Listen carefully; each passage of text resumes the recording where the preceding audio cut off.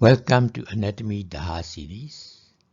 Today's topic is Anatomy of the Tongue, which includes introduction and parts of the tongue, muscles of the tongue, blood supply of the tongue, development of the tongue, nerve supply of the tongue, lymphatic drainage of the tongue, and histology of the tongue. Hope almost included.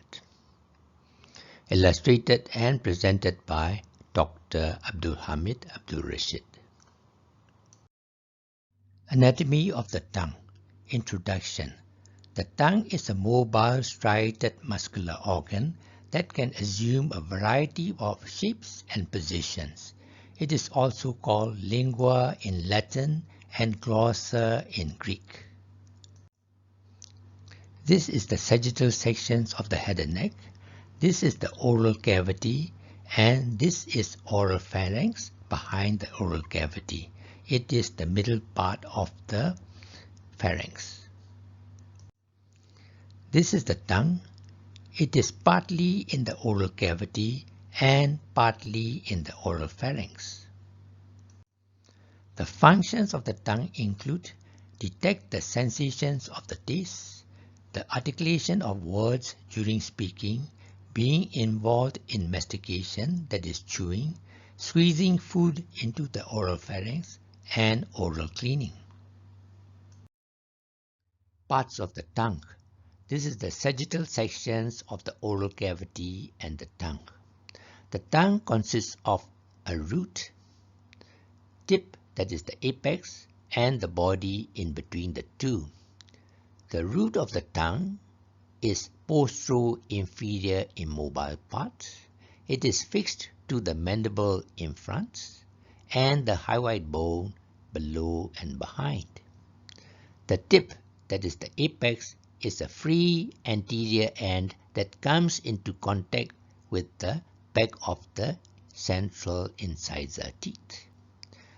The body is a mass of skeletal muscle covered by mucous membrane and stratified squamous non-keratinized epithelium. The tip and body of the tongue are extremely mobile. Surfaces of the tongue.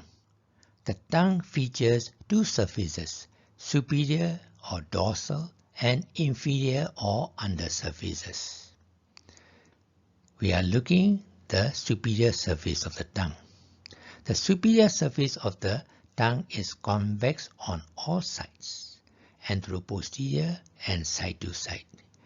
It is characterized by a V-shaped groove called sulcus terminalis. The apex of the V is directed posterior to a small pit called foramen cecum. This is the remnant of the proximal end of the embryonic thyroglossal duct, which develop into the thyroid gland. This is the dorsal or superior surface of the tongue. This is sulcus terminalis. The sulcus terminalis divides the dorsum of the tongue into presulcal, that is anterior 2/3 of the tongue, which is located in the oral cavity, and postsulcal, that is posterior 1/3 of the tongue, located in the oral pharynx. Just anterior and along the sulcus terminalis, that is in presulcal area, up to 12 Folate Papillae are located. These are the Folate Papillae. Please see in Papillae subtopic. The oral and pharyngeal parts of the tongue differs in development, topography, structures, and functions. Superior surface of the tongue. This is the diagram of the superior surface of the tongue. The mucous membrane differs conspicuously on the two parts of the dorsum of the tongue. Anterior 2/3, that is the oral part of the dorsum of the tongue, is covered with papillae and is velvety. This surface shows a shallow median furrow. that divides the tongue into right and left halves. Posterior one-third, that is oropharyngeal part, is studded with tubercles, between which is smooth and glistening.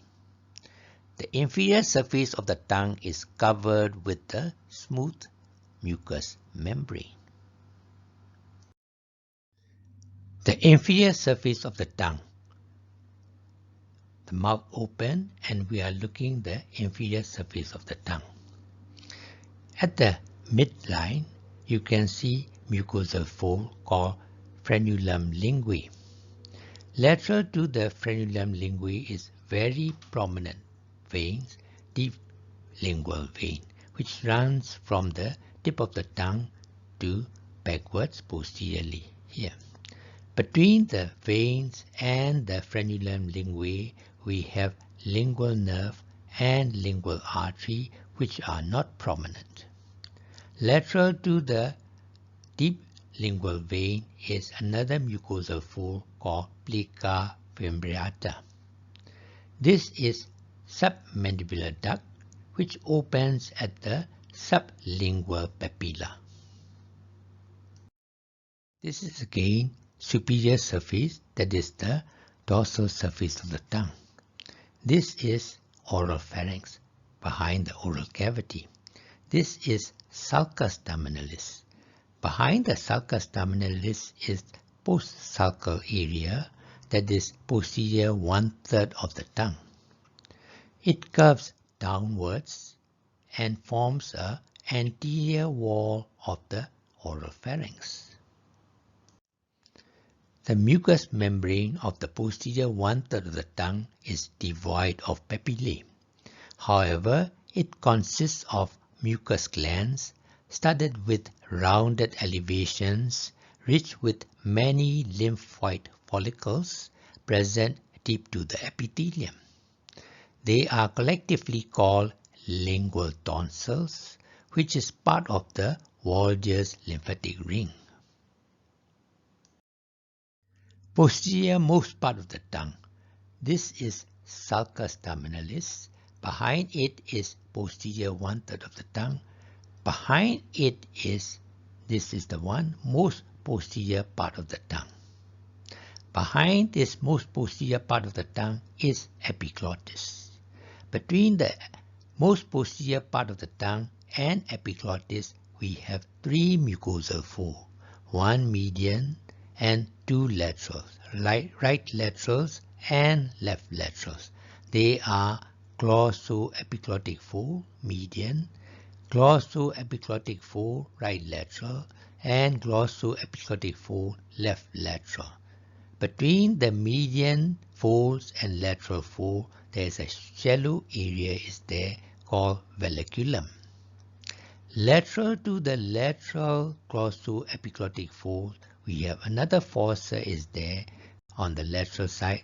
We call piriform fossa on the right side, and again piriform fossa on the left side.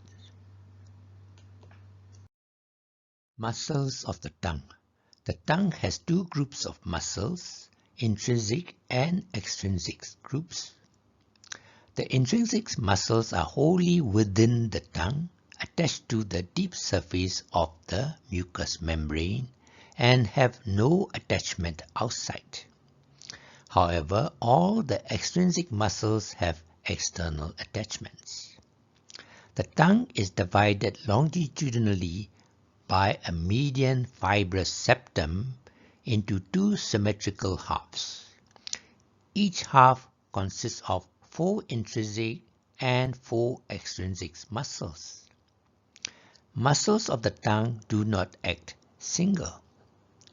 The intrinsic muscles are responsible for the change in the shape of the tongue, becoming wide and flat, narrow and thick. The extrinsic muscles are mainly for the movements of the tongue: protrusion, retraction, elevation, depression, and lateral movements. Intrinsic muscles of the tongue. This is the coronal sections of the tongue. This is the hyoid bone. This is median fibrous septum, which divides the tongue into right and left halves. First, I am going to show you the extrinsic muscles of the tongue. This is Genoglossus muscles coming from the mandible. Lateral to it is Hyalurosis muscles coming from the hyoid bone, and lateral to it is Styloglossus muscles. They are extrinsic muscles. Now I'm going to show you 4 intrinsic muscles of the tongue. They are superior longitudinal, inferior longitudinal, transverse, and vertical muscles. The first is superior longitudinal muscle. It runs lengthwise beneath the dorsal mucous membrane. This is the one, superior longitudinal muscle.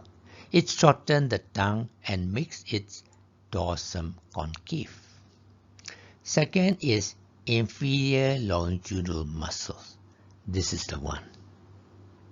It runs lengthwise near the inferior surface between the Genoglossus and Hyalurosis muscle. It shortens the tongue and makes the dorsum convex. The third is transverse muscles. It extends transversely from the medial septum to the margins of the tongue. It makes the tongue narrow and elongated. Fourth is vertical muscles at the border of the anterior part of the tongue. It makes the tongue broad and flattened. 4 extrinsic muscles connect the tongue to the mandible via Genoglossus muscle, connect the styloid process via Styloglossus muscle, connect the palate via Palatoglossus muscles, and connect the hyoid bone via Hyalurosis muscle. This is the mandible, and this is superior mental spine of the mandible. This is the body and greater horns of the hyoid bone. Genoglossus muscles. This is the Genoglossus muscle. It is attached anteriorly by a narrow tendinous origin from the superior mental spine of the mandible. Genoglossus muscles fiber radiate backwards in a fan-shaped manner and are inserted into the mucous membrane of the tongue. The upper fibers to the tip, the middle fibers to the body of the tongue, and the lowest fibers into the body of the hyoid bone. A pair of Genoglossus muscles pull the tongue forward, protruding the tip out of the mouth, and draw the posterior part of the tongue forwards. They prevent the tongue from falling back, obstructing the respiration. Thus, it is called as safety muscles of the tongue. In paralysis of one Genoglossus on protruding the tongue, its tip deviates to the affected side due to the pulling forward of the opposite normal muscle. Hyalurosis muscle. Look at the diagram. This is the Hyalurosis muscle. This is the body of the hyoid bone. This is greater horn of the hyoid bone. Hyalurosis muscles originates from the entire length of the greater horn and lateral part of the body of the hyoid bone. It extends upwards as a quadrilateral sheet of muscles, the upper border interdigitating at right angles with the fibers of the Styloglossus muscles. Look at it. The upper part, Hyalurosis muscle fibers interdigitate with the Styloglossus muscle fibers. Hyoglossus muscle inserted to the side of the tongue between Styloglossus muscle, which is on the lateral side, and inferior longitudinal muscles, which is the intrinsic muscle on the medial sides of the hyoglossus muscle. This muscle depresses the side of the tongue and makes the dorsal surface convex. Relations of hyoglossus muscle. This is hyoglossus muscle. Because hyoglossus muscle is related to many structures, it is a key muscle in the submandibular region. Structures related to it are Styloglossus muscle, number 1, lingual nerve, number 2, submandibular ganglion, number 3, deep part of submandibular gland and its duct, number 4, duct is here, and hypoglossal nerve and vein, number 5. We are going to present structures related superficial to the hyoglossus muscles and structures related deep to the hyoglossus muscle. This is coronal sections of the tongue. This is hyoid bone. This is hyoglossus muscles on each side. This side we are going to show the structures superficial to the hyoglossus muscle. What are they? Number 1, Styloglossus muscle. Number 2, lingual nerve. Number 3, submandibular duct. Number 4, hypoglossal nerve and accompanying vein. They are superficial or lateral to the hyoglossus muscle. This side we are going to show structures deep to the hyoglossus muscle. They are A. Inferior longitudinal intrinsic muscle, B. Glossopharyngeal nerve, C. Stylohyoid ligament, D. Lingual artery, and E. Genoglossus muscle, which is very deep, together with the middle constrictor muscle. Styloglossus. Look at the diagram first. This is styloid process. This is hyoid bone. This is stylohyoid ligament. Let's talk about styloglossus muscle. This is the styloglossus muscle. It originates from the front of the lower part of the styloid process and the upper part of the stylohyoid ligament. Styloglossus muscle passes forwards below the superior constrictor muscle to be inserted to the side of the tongue, interdigitating with hyoglossus muscle fibers. This one we have already mentioned earlier.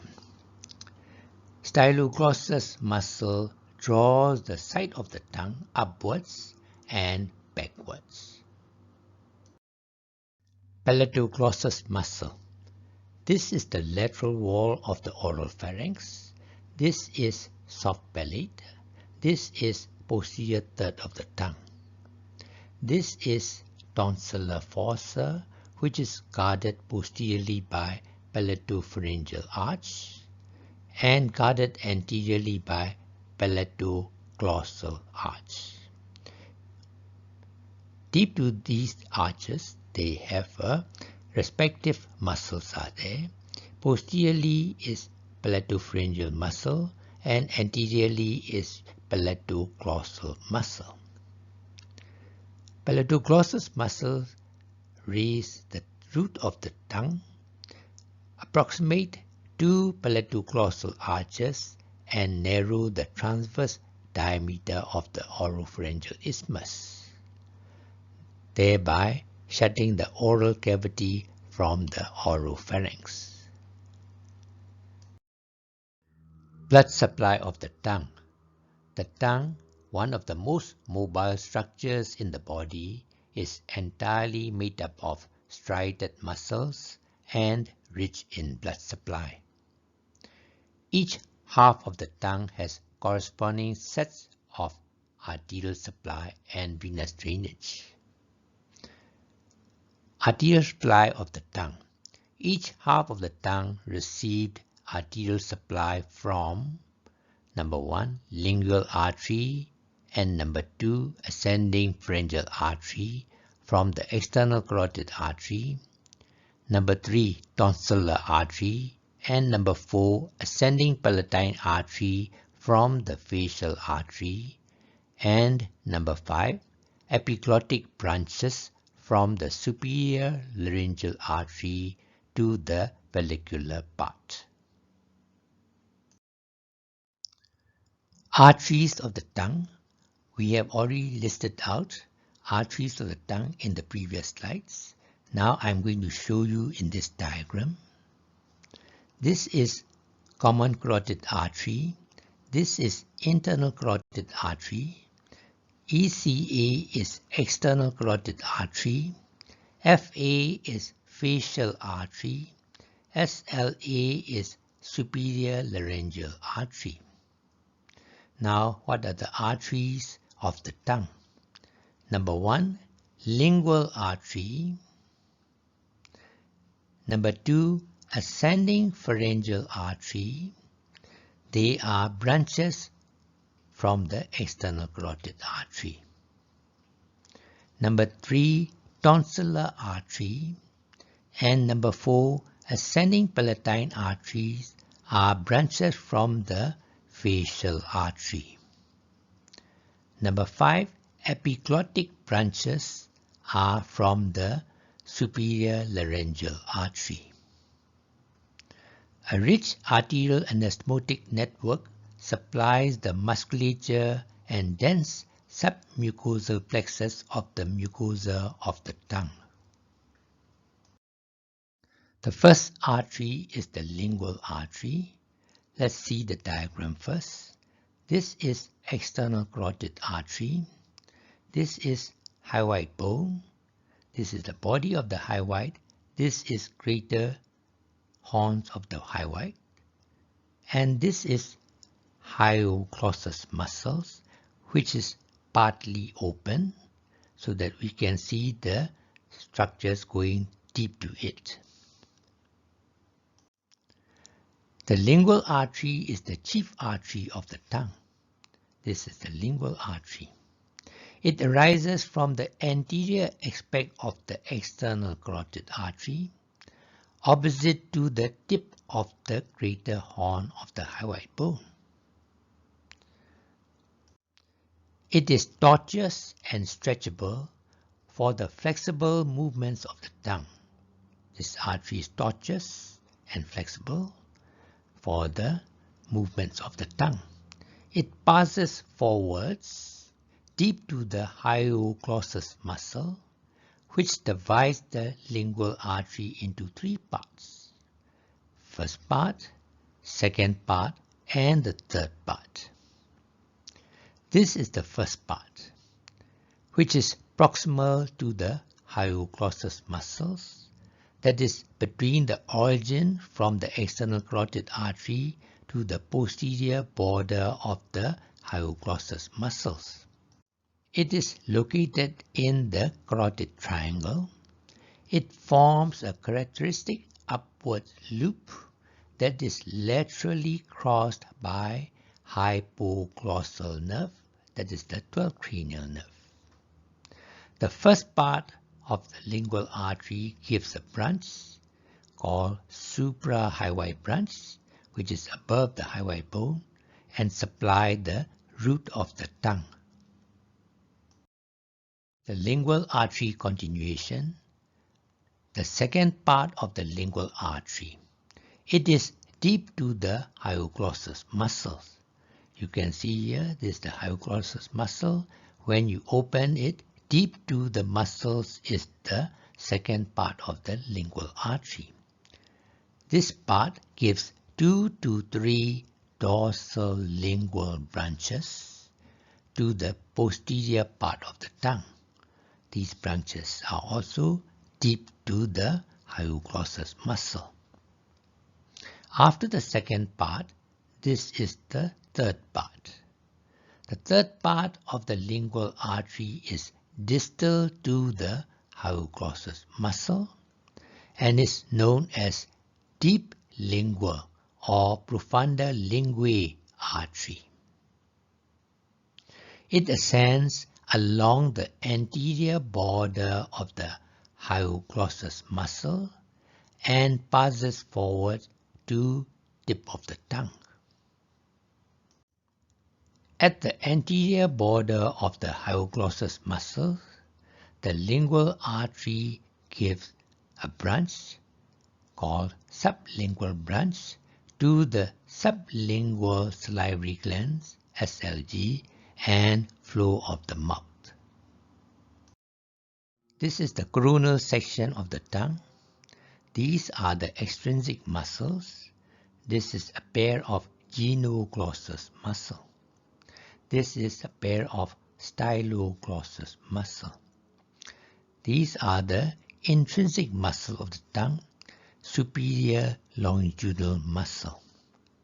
This is median septum of the tongue, which divides the tongue into right and left half. Median septum of the tongue prevents the communication between the dorsal lingual branches from the second part of the lingual artery of two sides. So, dorsal lingual branches from the second part of the lingual artery of two sides cannot be communicated because of prevented by the median septum. However, deep lingual arteries from the third part of the lingual artery communicates with the branches from the opposite side, near the tip of the tongue. So these are the deep lingual artery from the third part, which can communicate between the two sides near the tip of the tongue. The first part of the lingual artery is the preferred site for applying ligature. Venous drainage of the tongue. Venous drainage of the tongue mainly follows the arterial pattern of the tongue. It has two routes. Anteriorly, the venous return from the tip of the tongue is by deep lingual vein. Deep lingual veins. This is a diagram of open mouth showing the inferior surface of the tongue. This is tip of the tongue. This is root of the tongue. This is floor of the mouth. This is median mucosal fold called frenulum linguae. It is attached between the undersurface of the tongue and floor of the mouth. These are a pair of deep lingual veins which are located on the undersurface of the tongue, running backwards, visible along each side of the frenulum linguae. They are the largest and principal veins of the tongue. Sublingual absorption of drugs. For quick absorption of a drug, such as nitroglycerin, as a vasodilator in angina pectoris, the pill or spray is put under the tongue where it is dissolved and absorbed through the deep lingual veins in less than 1 minute. Deep lingual vein continuation. This is the deep lingual vein, begins from the tip of the tongue, runs backwards along the lower surface of the tongue. We have already mentioned in the previous slides.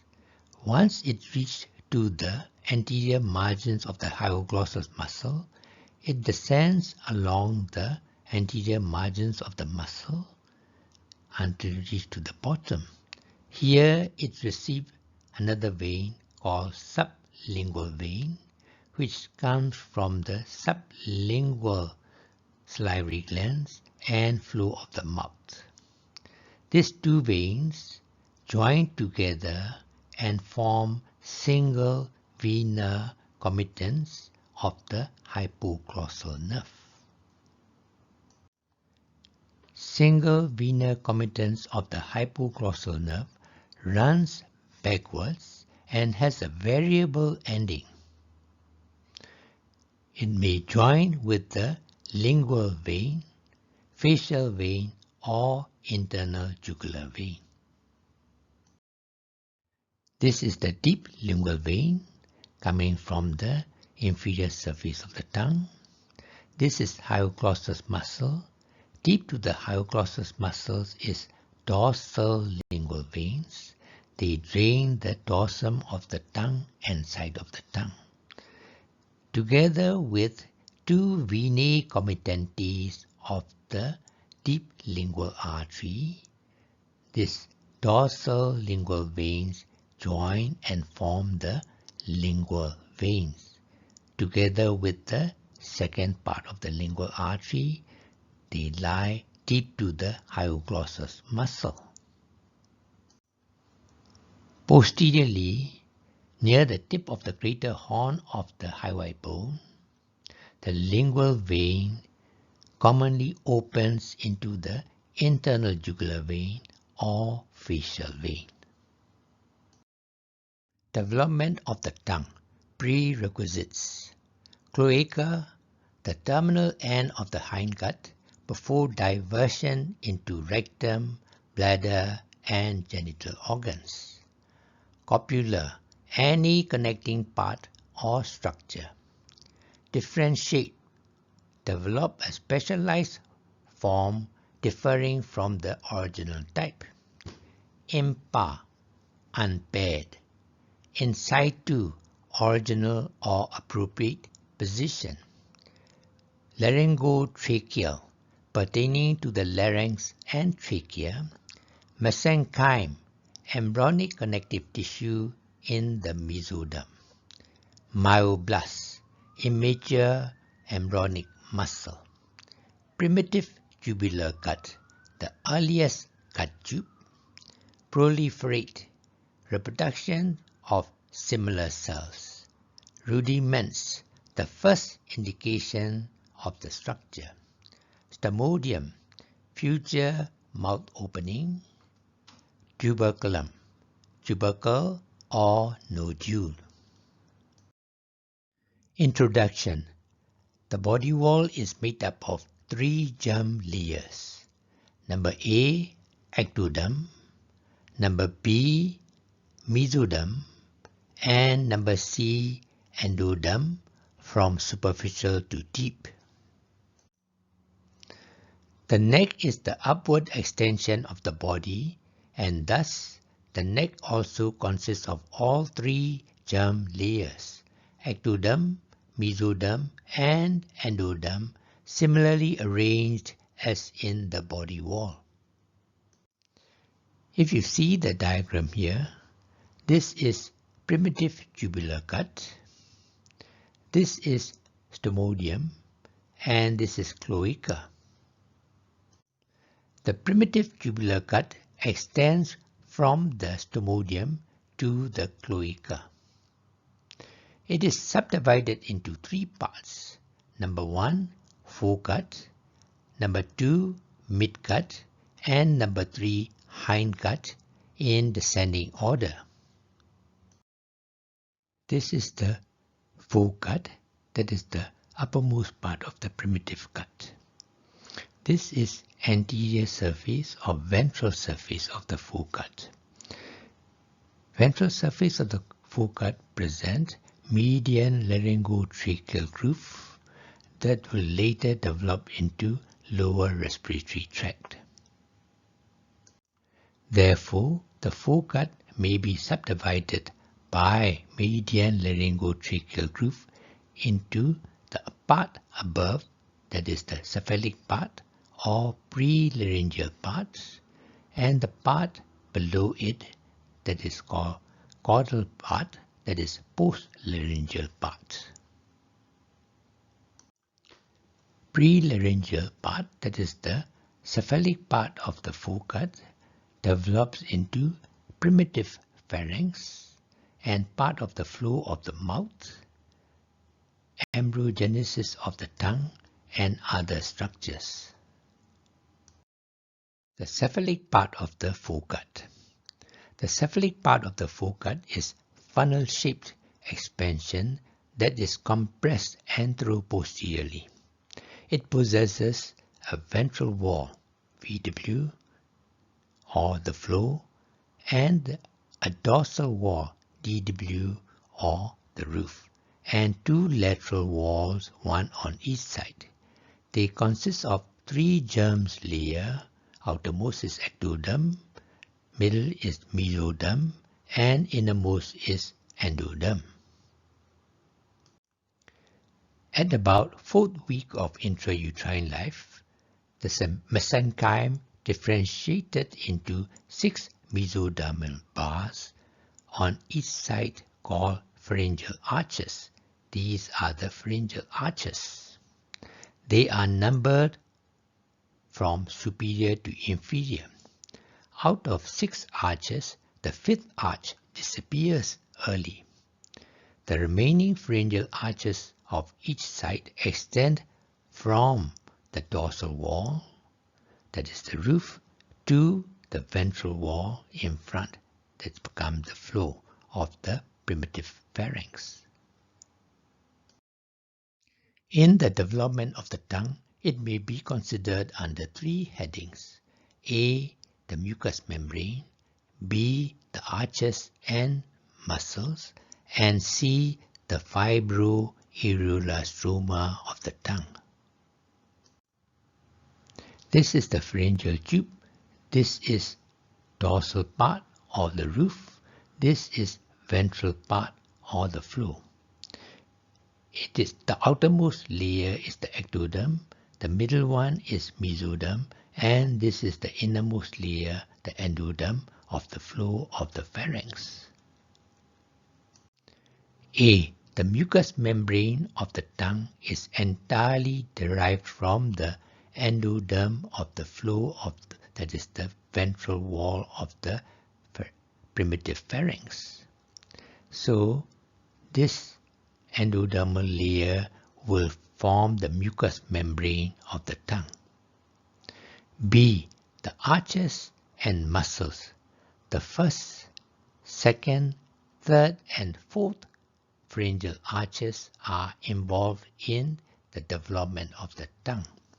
C. The fibroareolar stroma of the tongue.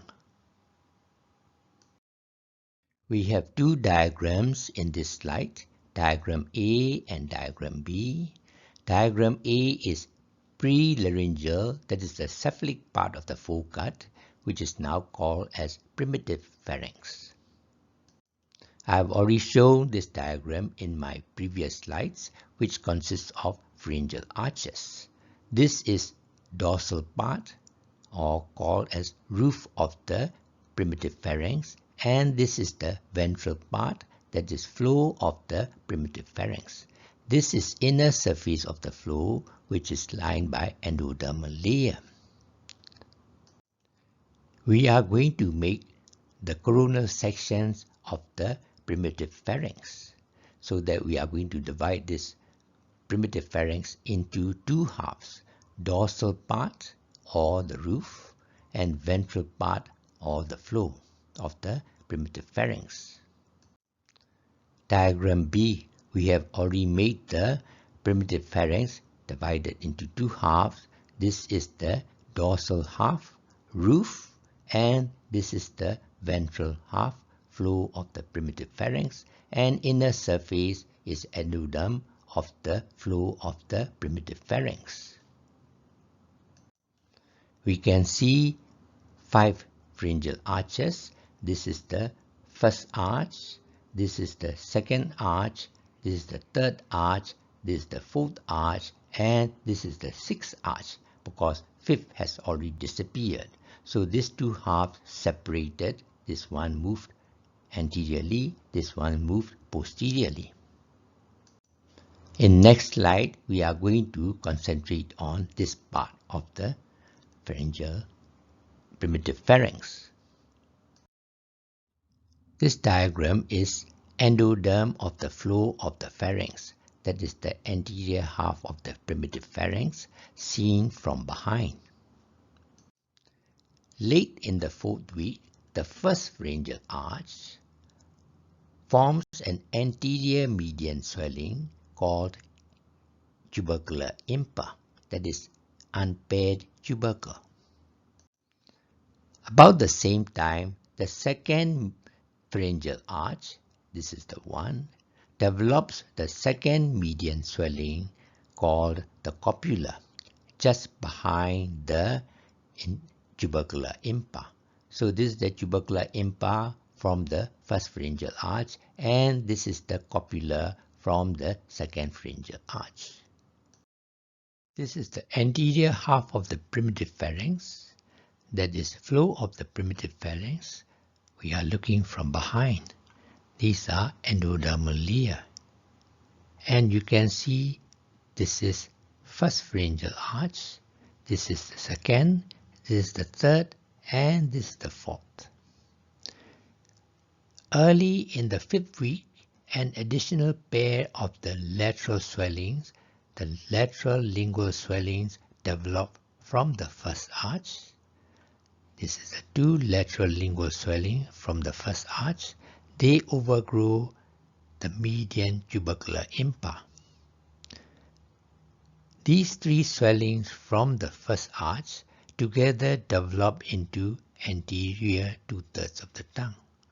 Therefore, anterior 2/3 of the tongue develop from the first arch by fusion of the 2 lateral swellings and 1 tubercular impa. The line of fusion of the right and left lateral swellings is marked by a midline groove. This is the one, midline groove, the median sulcus on the anterior 2/3 of the tongue. Let's look at the diagram. This part, 3 structures coming from the first arch. This is the second pharyngeal arch. This is the third pharyngeal arch, and this is the 4th pharyngeal arch.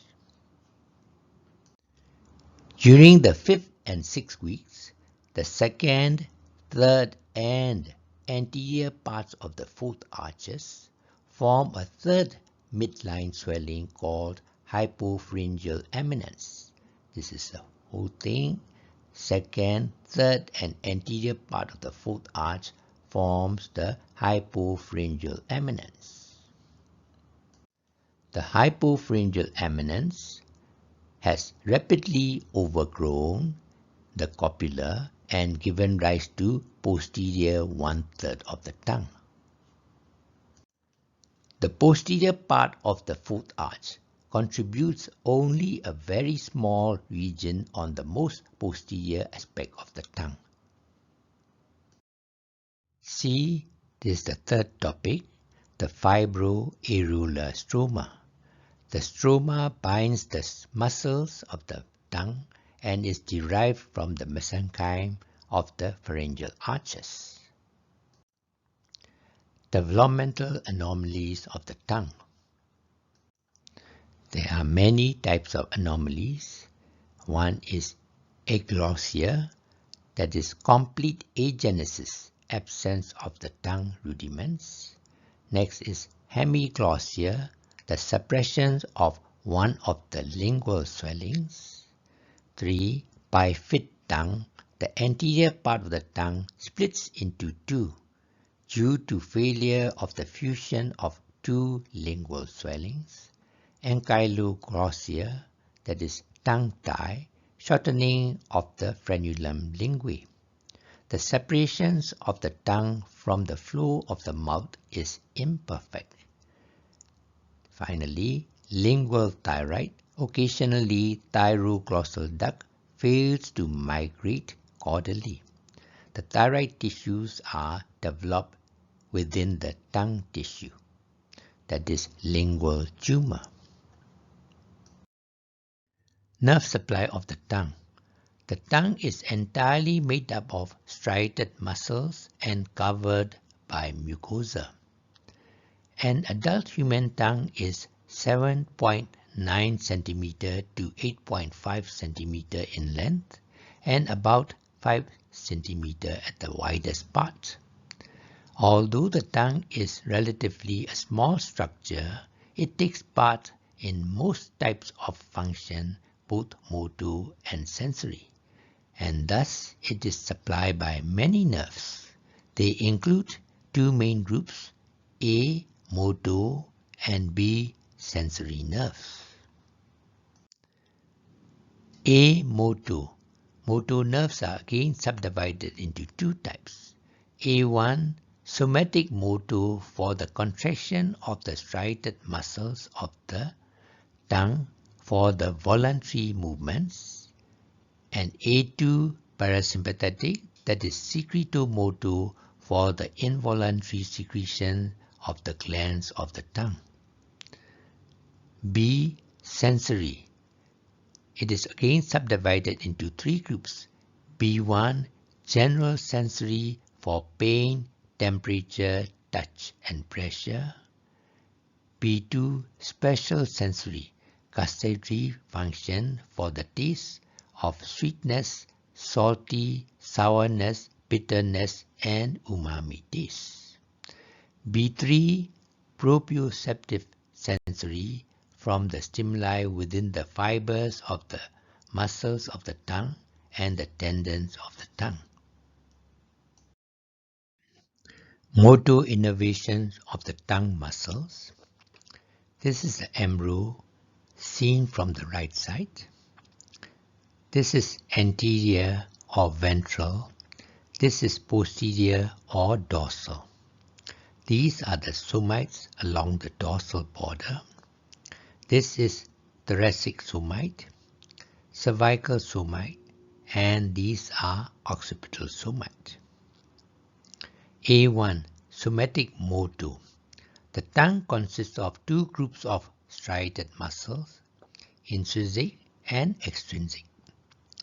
Both groups derive from the myoblast cells originating in the occipital somite, which are located in the occipital region at the back, far from the final location of the tongue, which will be in front. The occipital somite received nerve supply from the hypoglossal, that is the 12th cranial nerve. Therefore, all the intrinsic and extrinsic muscles of the tongue are innervated by hypoglossal 12th cranial nerve, except palatoglossal muscle. Migration of the myoblast cells. The diagram is a blood vessels and few cranial nerves. Posteriorly, that is on the dorsal side, myoblast cells from the occipital somite. In front is final locations of the tongue. B. The myoblast cells from the occipital somite A migrate ventrally, that is anteriorly, and invade the tongue rudiments B in the floor of the mouth and form the tongue in front. The migration of the occipital somite drags its nerve, that is the 12th cranial nerve, hypoglossal nerve, along it. However, the Palatoglossus muscle is developed from the mesoderm of the 4th pharyngeal arch. It is being essentially a palate muscle. Hence, it is supplied by the cranial accessory, that is 11th cranial nerve, through the pharyngeal plexus via vagus, that is the 10th cranial nerve. Injury to the hypoglossal nerve, resulting in the paralysis and atrophy of all the muscles of the tongue on the affected side, except the Palatoglossus muscle, because which is not supplied by the hypoglossal nerve. The tongue deviates to the paralyzed site during protrusion because of the action of the unaffected, that is normal Genoglossus muscle on the other side, which is protruding the tongue. So, affected site, the muscle cannot protrude, so the tongue will be deviated to the affected side. A2. Parasympathetic, that is secretomotor supply. Posterior one-third of the tongue consists of scattered, isolated nerve cells. They are involuntary postganglionic parasympathetic neurons innervating the glandular tissues and non-striated muscles in the blood vessels of the tongue. B. Sensory innervation of the tongue. B1. General sensory for pain, temperature, touch and pressure. Reflects its embryological development. The anterior two-thirds of the tongue. This is the one. It is supplied by lingual branch of the mandibular nerve, the nerve of the first arch, except the presulcal area of the Folate Papillae. This is the presulcal area of the Folate Papillae. So the rest anterior two-thirds is supplied by the lingual branch of the mandibular nerve. Posterior one-third, this is the one.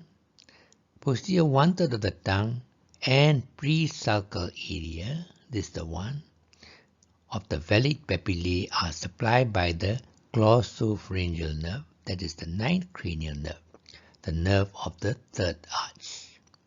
This is the one. Most posterior part of the tongue and the epiglottis are supplied by the internal laryngeal branch of the superior laryngeal nerve, the nerve of the fourth arch. So this is the most posterior part, will be supplied by the internal laryngeal nerve, which is the branch of the superior laryngeal nerve. The posterior one-third is supplied by the glossopharyngeal nerve, not only posterior one-third, and presulcal area together will be supplied by the glossopharyngeal nerve, that is the ninth cranial nerve. Anterior two-third, not including presulcal area, is supplied by the lingual branch of the mandibular nerve, that is the nerve of the first arch. Final points 1.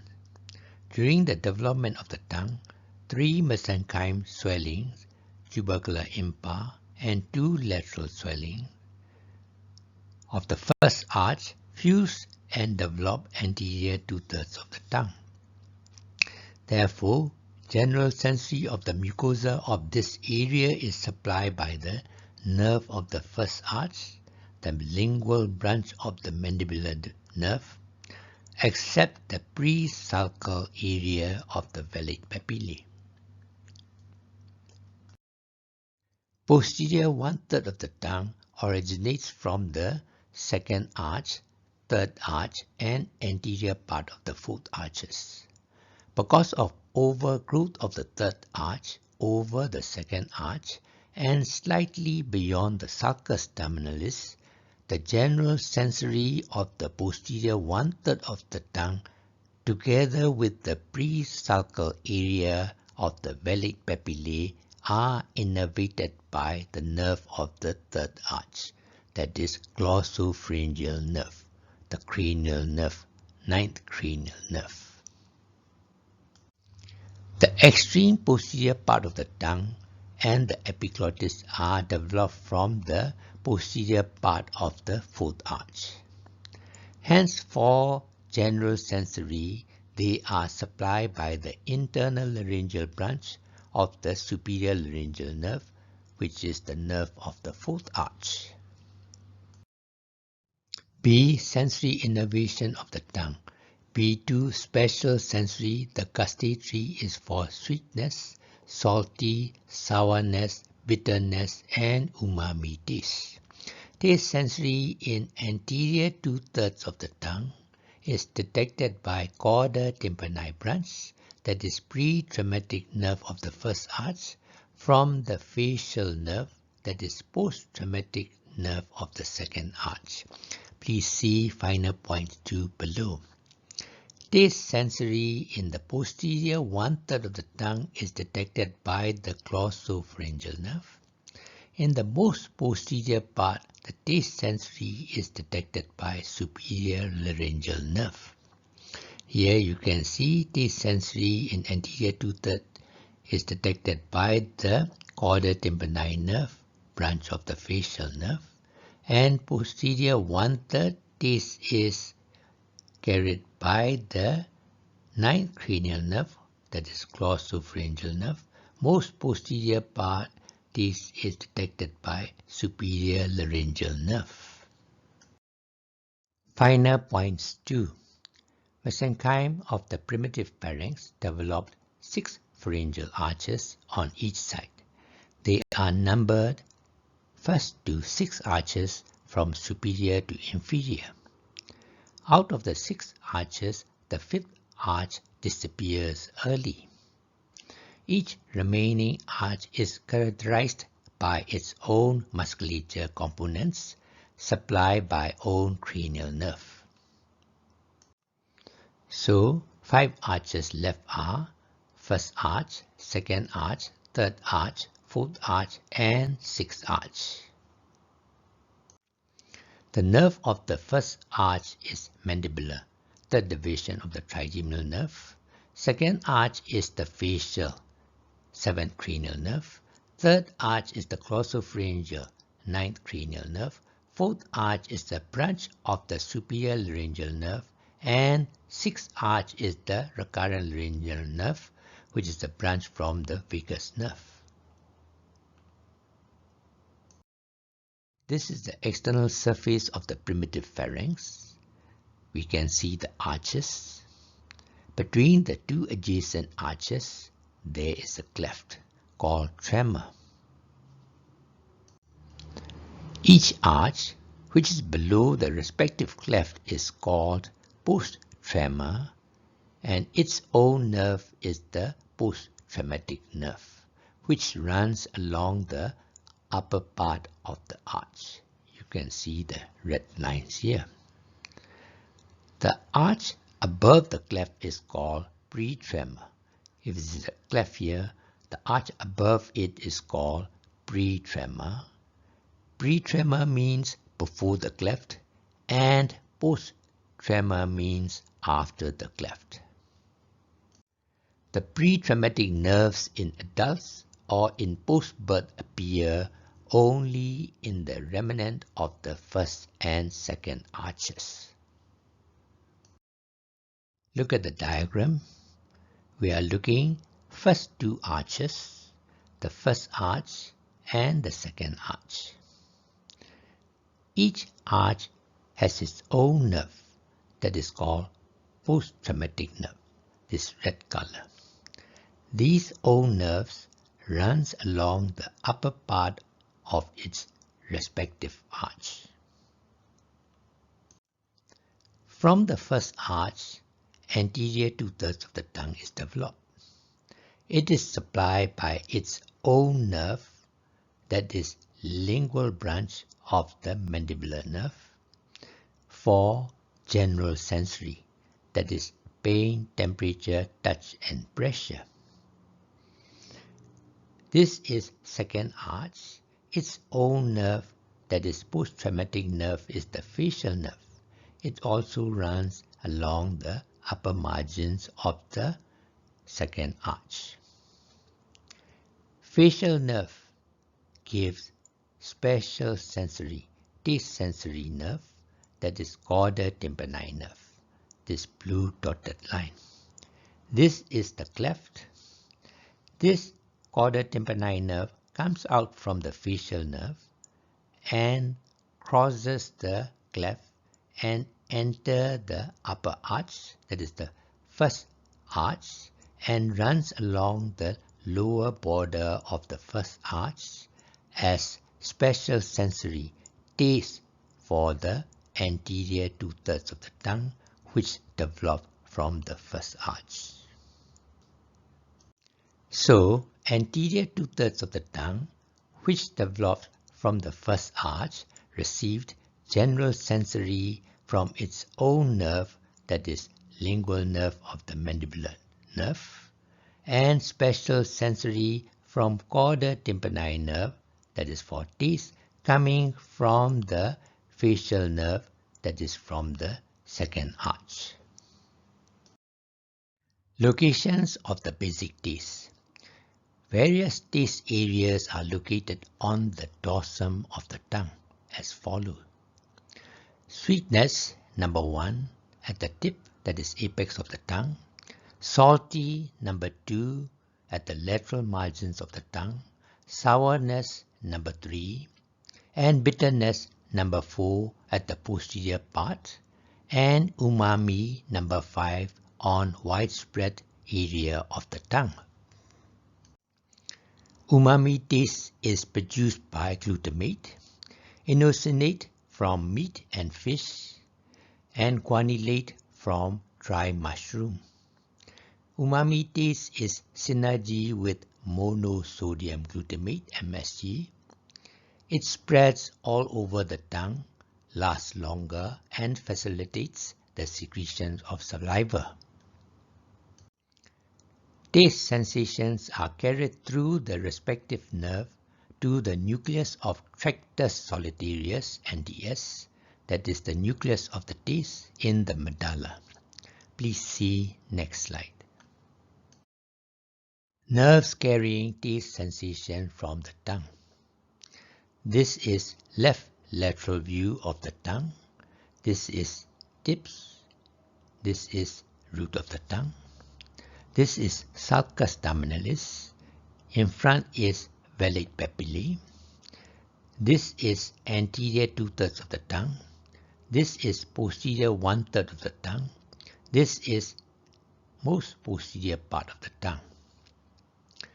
Nerves carrying taste sensation from the anterior 2/3 of the tongue, except from Folate Papillae area, is carried by chorda tympani nerve, which is the branch of the facial nerve. It accesses through the geniculate ganglion of the facial nerve, and finally to the nucleus of tractus solitarius in the medulla. Taste from posterior 1/3 of the tongue, including pre-sulcal area in front of the sulcus terminalis, are carried by glossopharyngeal nerve, that is 9th cranial nerve. Then passes through the inferior ganglion of the 9th cranial nerve to the nucleus of tractus solitarius (NTS) in the medulla. Taste from most posterior part of the tongue and the epiglottis are carried by internal laryngeal nerve, which is a branch of superior laryngeal of the vagus. Then through the inferior ganglion of the vagus to the nucleus of tractus solitarius in the medulla. After relay at nucleus of tractus solitarius, passes through trigeminal lemniscus to synapse at postero-ventromedial (PVM) nucleus of thalamus of opposite side. Finally to the lowest part of the postcentral gyrus, the final taste center in the cerebral cortex. Lymphatic drainage of the tongue. The cancer of the tongue is common in people habituated to tobacco chewing, because cancer spreads via the lymphatics to the regional lymph nodes. The lymphatic drainage of the tongue is of clinical importance. Some regional lymph nodes in the neck are submental lymph nodes, submandibular lymph nodes, jugulo-digastric lymph nodes, middle jugular lymph nodes, jugulo-omohyoid lymph nodes, upper posterior triangular lymph nodes, lower posterior triangular lymph nodes, anterior compartment lymph nodes, and paratracheal lymph nodes. Locations of some lymph nodes in the neck. First one is submental lymph nodes, level 1A. This is the one. They are bilateral, located beneath the chin and inferior to the mylohyoid muscle. Some are superficial and others are deep to the investing layer of deep cervical fascia. Second is submandibular lymph nodes, level 1B. This is the one. Located in each submandibular triangle, between and above two bellies of digastric muscle. They lie on the outer surface of the submandibular salivary glands. Third is jugulo-digastric nodes, level 2, also known as the upper deep cervical nodes. This is the one. Located where the posterior belly of digastric crosses over the upper part of the internal jugular vein. Next is middle jugular chain nodes, level 3. Located along the internal jugular vein, inferior to the hyoid bone, deep to the sternocleidomastoid, and lateral to the strap muscles. Next is jugulo-omohyoid nodes, level 4. This is the one.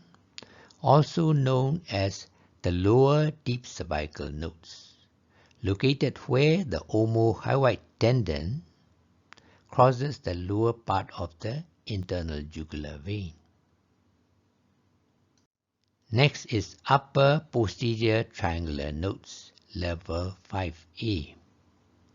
It is in the posterior triangle of the neck between the sternocleidomastoid muscles and trapezius muscles and above the accessory nerve.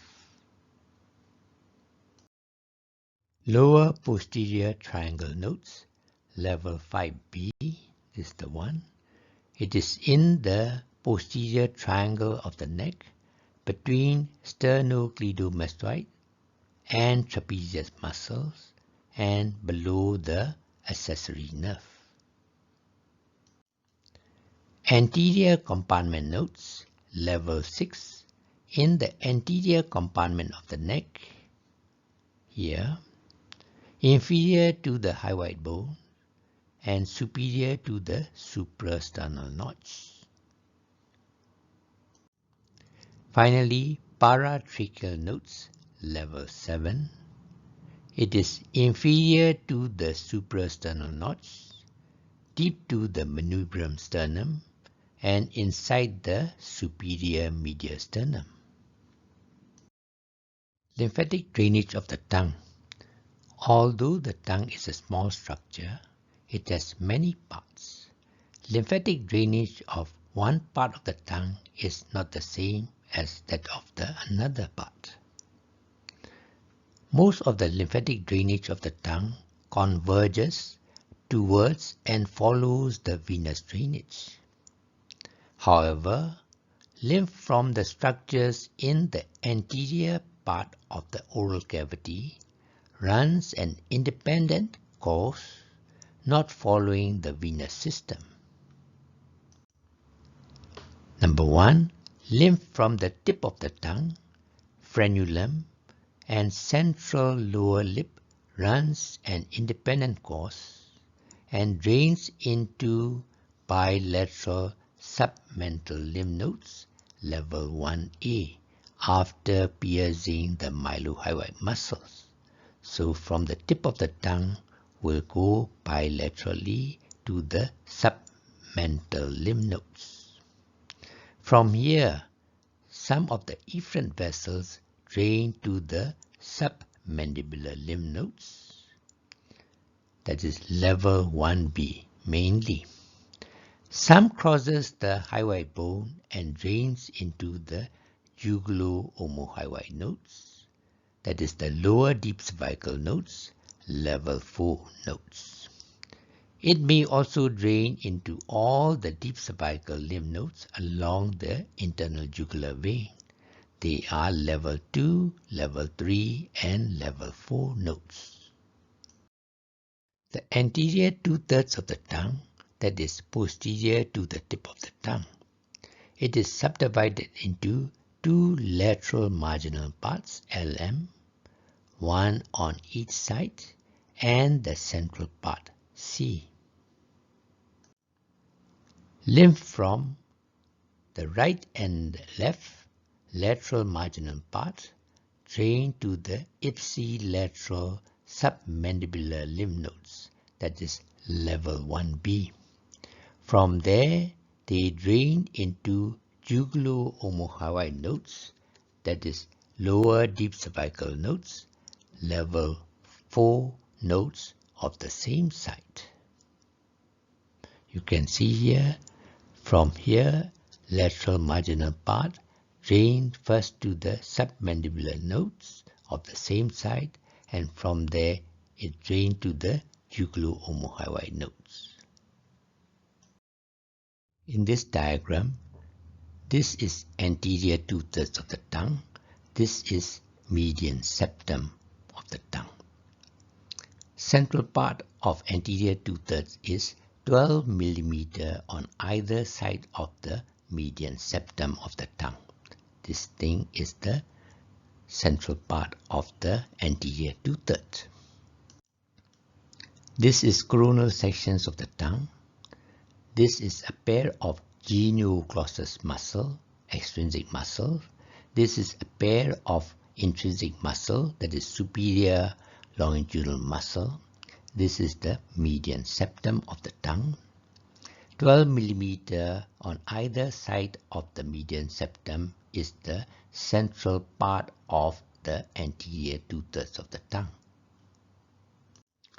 Now, lymph from the central part C of the anterior two-thirds of the tongue, that is between 12 mm on either side of the medial septum, descend between the Genoglossus muscle and drain bilaterally into the jugulo-omohyoid nodes, so that it drains to both sides, both jugulo-omohyoid nodes, that is level 4.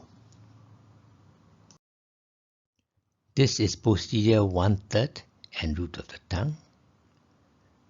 Lymphatic from the posterior one-third and root of the tongue drains bilaterally into the jugulo-digastric nodes, that is upper deep cervical nodes, level 2.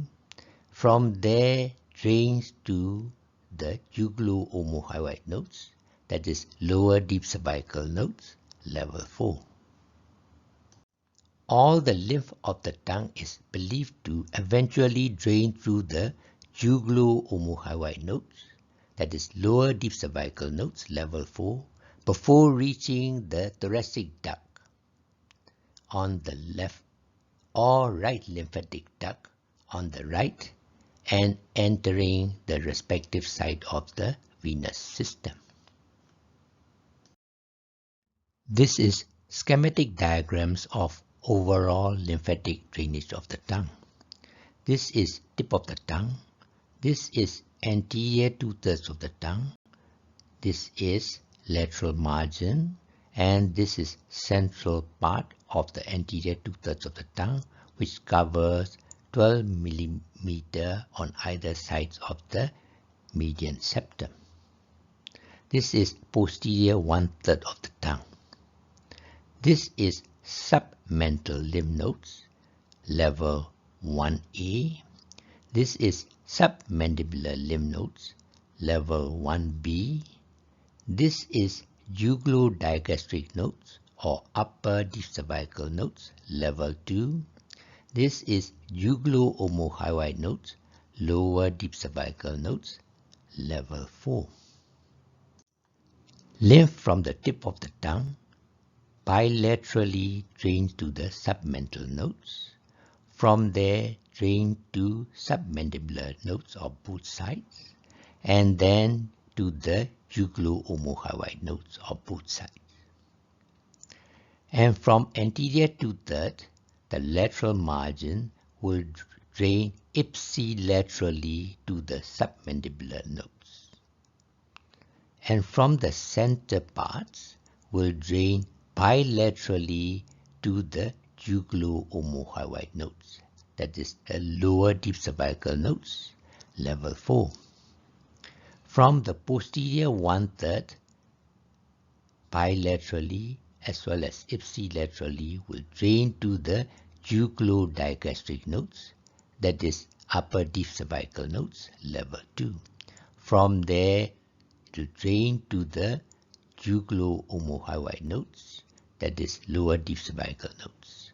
On the left side, it will drain to the thoracic duct, and on the right side, drain to the right lymphatic duct, and from there, they will drain to the venous system of the respective site. Clinical interest. In the posterior one-third of the tongue, there is rich anastomosis of the lymph vessels across the midline of the tongue. Hence, cancer on one side readily metastasizes to the lymph nodes on the same side as well as to the opposite side. Therefore, the prognosis is poor in cancer of the posterior one-third of the tongue. In the anterior two-thirds of the tongue, if the cancer is within 12 mm away from the midline, it metastasizes to the lymph nodes of both sides. Therefore, the prognosis is poor in both cases, the posterior one-third of the tongue and near the midline in the anterior two-thirds. If the cancer is at the lateral margin of the anterior two-thirds of the tongue, it will spread to ipsilateral lymph nodes only. However, at the later stage, cancer may extend and becomes closer to the midline within 12 mm range. Then it commonly spreads to the opposite side also. Histology of the tongue. The tongue features two surfaces, superior dorsal and inferior undersurfaces. This diagram we are showing superior dorsal surface.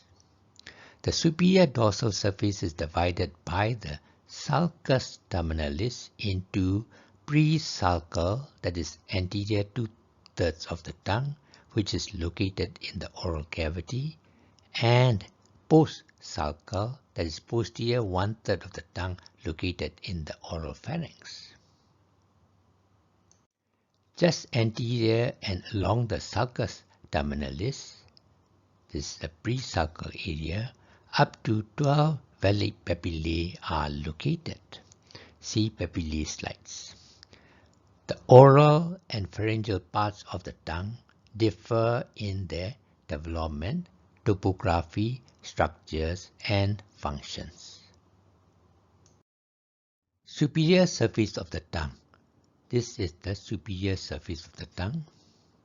The mucous membrane differs conspicuously on the two parts of the dorsum of the tongue. Anterior two-thirds, this is the one, the oral part of the dorsum of the tongue is covered with papillae and is velvety. This surface shows a shallow median furrow that divides the tongue into right and left halves. Posterior one-third of the tongue, which is in the oral pharynx, is studded with rounded elevations rich in lymphoid tissue present deep in the epithelium. They are collectively called lingual tonsil, that is part of the Walger's lymphatic ring. The undersurface of the tongue The mucosa is thin and smooth. Papillae. The dorsal surface of the anterior two-thirds of the tongue has lingual papillae. They are projections of lamina propria of mucous membrane covered with epithelium.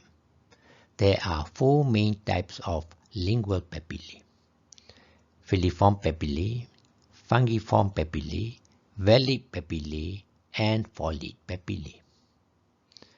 This is number 1, filiform papillae. Small conical projections and most numerous type. They are pinkish gray and are arranged parallel to the lateral limbs of the sulcus terminalis and are responsible for their velvety appearance. The tips are covered by stratified squamous keratinized epithelium.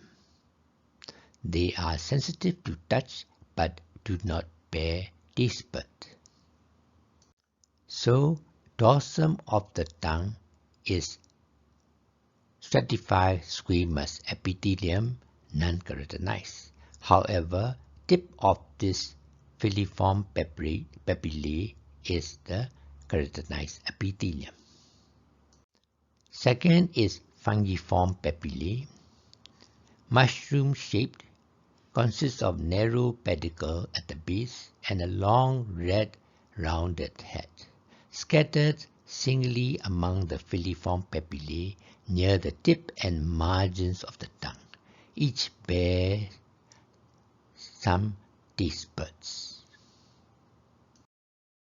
Number 3, Folate Papillae, formerly known as circumvallate papillae. This is the diagram of Folate Papillae.